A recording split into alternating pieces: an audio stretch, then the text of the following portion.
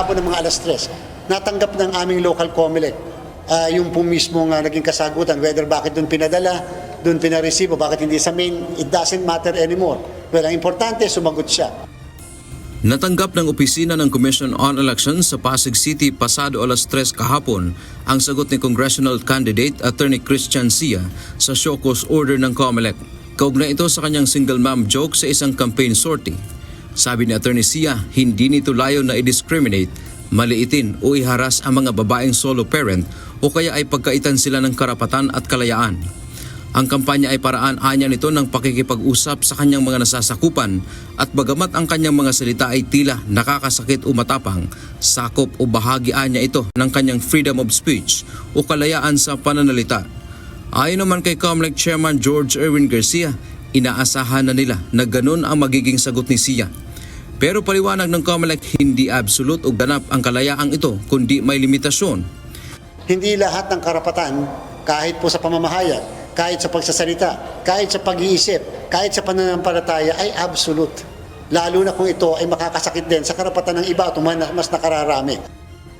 Dagdag pa ni Garcia, alam ng kanilang Task Force SAFE ang gagawin pagkatapos na matanggap ang kasagutan. Tama ba yung kanyang sagot?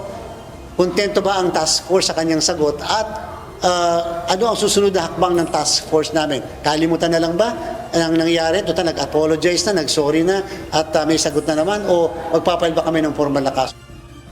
Pinagpaliwanag na rin ng Supreme Court sa Attorney Sia sa loob ng 10 araw kung bakit hindi siya dapat patawan ng disciplinary action dahil sa kanyang single mom joke.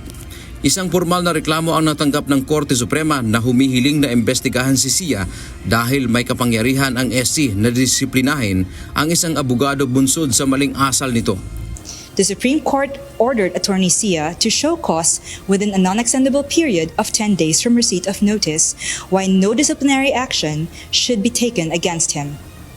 Samantala, isa namang incumbent congressman sa 2nd District ng Davao de Oro na si Ruel Peter Gonzaga ang inisuhan din ng show cause order ng komisyon.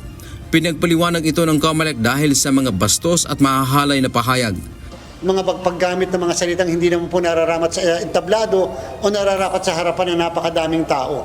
Maaari pong natutuwa yung iba, inuulit ko, pero hindi naman po natutuwa ang karamihan.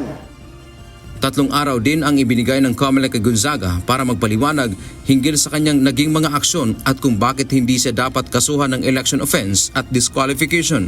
Nagbabala ang COMELEC na nakamonitor sila ngayon sa lahat ng social media platform at maaari silang umaksyon sa mga isyu ng foul language sa kampanya kahit wala pang magrereklamo.